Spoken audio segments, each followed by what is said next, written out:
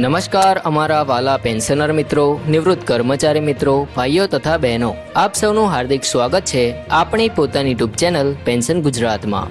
તો મિત્રો, આજનો વિડીયો ખૂબ જ મહત્વપૂર્ણ છે અને ખાસ કરીને દરેક પેન્શનર માટે ચેતવણીરૂપ છે, કારણ કે આજે આપણે એવી માહિતી વિશે વાત કરવા જઈ રહ્યા છીએ કે જો તમે 10 મે 2026 સુધીમાં એક ખૂબ જ જરૂરી કામ પૂર્ણ નહીં કરો તો મે 2026માં 26 મહિનાનું તમારું પેન્શન તમારા ખાતામાં જમા નહીં થાય। જી હા મિત્રો, આ કોઈ અફવા નથી, આ એક અત્યંત મહત્વપૂર્ણ પ્રક્રિયા છે જે દરેક પેન્શનરે સમયસર પૂર્ણ કરવી જ પડશે, નહીં તો પેન્શન અટકાવવાની શક્યતા ખૂબ જ વધારે છે। એટલે વિનંતી છે કે આ વિડીયો અંત સુધી ધ્યાનથી જોતા રહેજો, જેથી તમને સંપૂર્ણ માહિતી સરળ ભાષામાં સમજાઈ જાય અને તમે સમયસર જરૂરી કાર્યવાહી કરી શકો। મિત્રો, હવે વાત કરીએ કે આવું કયું કામ છે જે દરેક પેન્શનર માટે ફરજિયાત બની ગયું છે। તો અહીં મુખ્ય રીતે જે પ્રક્રિયા છે તે છે જીવન પ્રમાણપત્ર એટલે કે લાઈફ સર્ટિફિકેટ અથવા ડિજિટલ લાઈફ સર્ટિફિકેટ અપડેટ કરવાનું। જી હા મિત્રો, ઘણા પેન્શનરો માટે આ પ્રક્રિયા દર વર્ષે ફરજિયાત હોય છે, પરંતુ હવે કેટલાક કિસ્સાઓમાં સરકાર દ્વારા ચોક્કસ સમય મર્યાદા નક્કી કરવામાં આવી છે, જેમાં 10 મે 2026 સુધી આ પ્રક્રિયા પૂર્ણ કરવી જરૂરી છે। જો આ સમય મર્યાદા સુધી લાઈફ સર્ટિફિકેટ સબમિટ કરવામાં નહીં આવે તો પેન્શનનું વિતરણ અટકાવી શકાય છે, કારણ કે સરકાર અને બેંકો માટે આ ખાતરી કરવી જરૂરી છે કે પેન્શન મેળવનાર વ્યક્તિ જીવિત છે અને પેન્શનનો લાભ યોગ્ય વ્યક્તિ સુધી પહોંચે છે। મિત્રો, હવે ઘણા મિત્રો પૂછે છે કે આ લાઈફ સર્ટિફિકેટ કેવી રીતે સબમિટ કરવું। તો મિત્રો, આજના સમયમાં તમને ખૂબ જ સરળ વિકલ્પો ઉપલબ્ધ છે। તમે તમારી નજીકની બેંકમાં જઈને આ પ્રક્રિયા પૂર્ણ કરી શકો છો, અથવા તો ડિજિટલ રીતે તમે પણ તમારા મોબાઈલથી જીવન પ્રમાણ એપ્લિકેશન દ્વારા સબમિટ કરી શકો છો।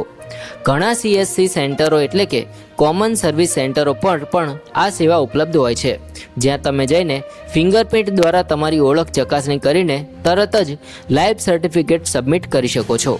ખાસ કરીને વડીલ પેન્શનરો માટે હવે ડોર સ્ટેપ સેવા પણ ઘણી બેંકો દ્વારા શરૂ કરવામાં આવી છે, જેમાં બેંકનો પ્રતિનિધિ તમારા ઘરે આવીને તમારી પ્રક્રિયા પૂર્ણ કરવામાં મદદ કરે છે।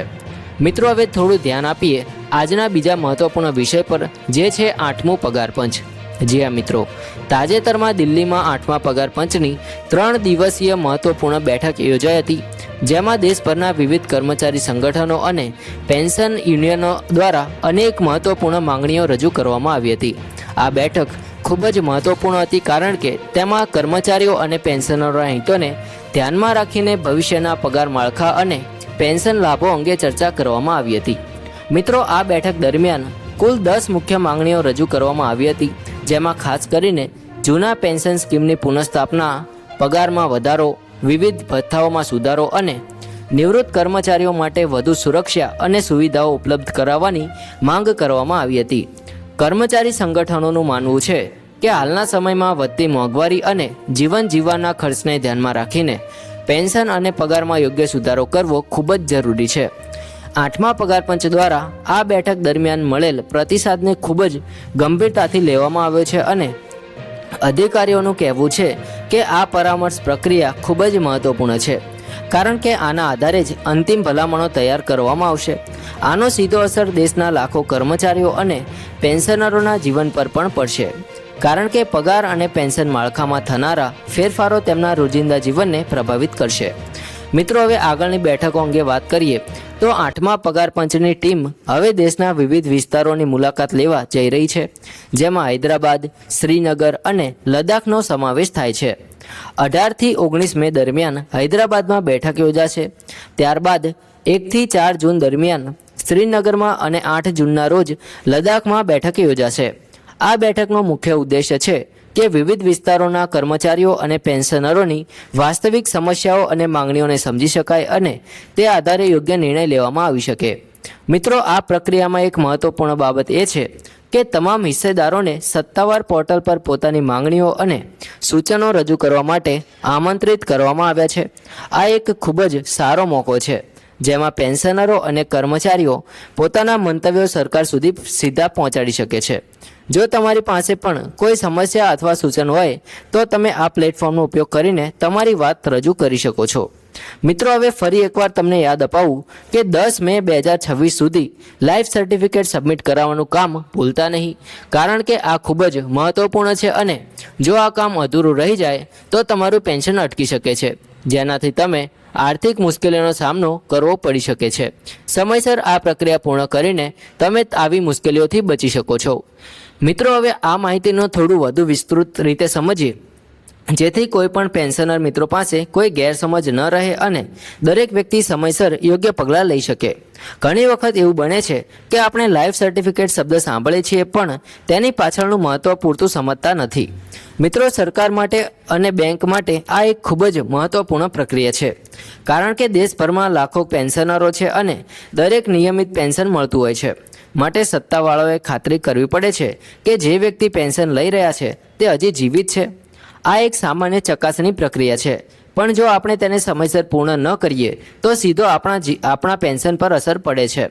હવે ઘણા પેન્શનર મિત્રો, ખાસ કરીને ગામડાઓમાં રહેતા અથવા ટેકનોલોજીથી દૂર હોય તેવા મિત્રો માટે આ પ્રશ્ન થાય છે કે આ કામ કરવું કેવી રીતે. તો મિત્રો, ચિંતા કરવાની કોઈ જરૂર નથી, કારણ કે આજે સરકારે આ પ્રક્રિયાને ખૂબ જ સરળ બનાવી દીધી છે. જો તમે મોબાઈલ અથવા ઇન્ટરનેટનો ઉપયોગ નથી કરતા તો તમે તમારી નજીકની બેંક શાખામાં જઈ શકો છો અથવા ત્યાં કર્મચારીઓ તમને માર્ગદર્શન આપશે અને તમારું લાઈફ સર્ટિફિકેટ તરત જ સબમિટ થઈ જશે. જો તમારી તબિયત સારી ન હોય અથવા તમે બહાર જઈ શકતા ન હોય તો તમે તમારા પરિવારના સભ્યની મદદ લઈ શકો છો અથવા ઘણી બેંકો ઘર આંગણે સેવા પણ આપે છે, જ્યાં બેંકના અધિકારી તમારા ઘરે આવીને તમારી પ્રક્રિયા પૂર્ણ કરી શકે છે. અને મિત્રો, જે લોકો સ્માર્ટફોન ઉપયોગ કરે છે તેમના માટે તો આ કામ ખૂબ જ સરળ બની ગયું છે. તમે જીવન પ્રમાણ એપ્લિકેશન ડાઉનલોડ કરીને ઘરે બેઠા જ આ પ્રક્રિયા પૂર્ણ કરી શકો છો. ફિંગરપ્રિન્ટ અથવા આધાર આધારિત ઓથેન્ટિફિકેશન દ્વારા તમારું લાઈફ સર્ટિફિકેટ સબમિટ થઈ જાય છે અને તરત જ તમારી બેંક અને પેન્શન વિભાગ સુધી માહિતી પહોંચી જાય છે. આ ડિજિટલ સુવિધા ખાસ કરીને વડીલ પેન્શનરો માટે આશીર્વાદ સમાન છે, કારણ કે તેમને હવે લાંબી લાઇનમાં ઊભા રહેવાની જરૂર નથી રહેતી. મિત્રો, હવે ખૂબ જ મહત્વપૂર્ણ મુદ્દો સમજીએ કે જો કોઈ પેન્શનર 10 મે 2026 સુધી આ પ્રક્રિયા પૂર્ણ નથી કરતો તો શું થાય. તો મિત્રો, સીધી વાત છે કે પેન્શન અટકાવી દેવામાં આવે છે. ઘણી વખત એવું બને છે કે પછી આપણે બેંકમાં ફરીને ચક્કર લગાવવા પડે છે, અરજી આપવી પડે છે અને ફરીથી પ્રક્રિયા શરૂ કરવી પડે છે, જેના કારણે સમય પણ બગડે છે અને માનસિક તણાવ પણ થાય છે. એટલે સમજદારી એ છે કે આપણે પહેલેથી જ સાવચેતી રાખીએ અને સમયસર આ કામ પૂર્ણ કરી દઈએ. હવે મિત્રો, ઘણા લોકો એવું પણ કહે છે કે અમે તો દર વર્ષે લાઈફ સર્ટિફિકેટ આપીએ છીએ, તો હવે ફરી શા માટે. તો મિત્રો, કેટલીક વખત સરકાર અથવા પેન્શન વિભાગ દ્વારા વિશેષ ચકાસણી અથવા અપડેટ માટે ફરીથી સમય મર્યાદા નક્કી કરવામાં આવે છે. ખાસ કરીને નવા નિયમો, ડિજિટલ અપડેટ અથવા ડેટા વેરિફિકેશન માટે આ જરૂરી બને છે. એટલે જો તમે કોઈ સૂચના મળી હોય અથવા તમારા બેંક દ્વારા જાણ કરવામાં આવી હોય તો તેને અવગણશો નહીં. તો મિત્રો, હૈદરાબાદ, શ્રીનગર અને લદ્દાખમાં યોજાનારી બેઠક પણ ખૂબ જ મહત્વપૂર્ણ છે, કારણ કે આ બેઠકો દ્વારા દેશના વિવિધ વિસ્તારોની વાસ્તવિક પરિસ્થિતિ જાણવા મળશે. દરેક રાજ્ય અને વિસ્તારની સમસ્યાઓ અલગ હોય છે, તેથી દરેક જગ્યાએ જઈને સીધા લોકો સાથે વાતચીત કરવી એ વ્યાજબી હોય છે. મિત્રો, આને એક સારો નિર્ણય માનવામાં આવે છે. આથી જ મળેલ સૂચનાઓના આધારે આખા દેશ માટે એક સંતુલિત અને યોગ્ય નીતિ બનાવવામાં મદદરૂપ થશે.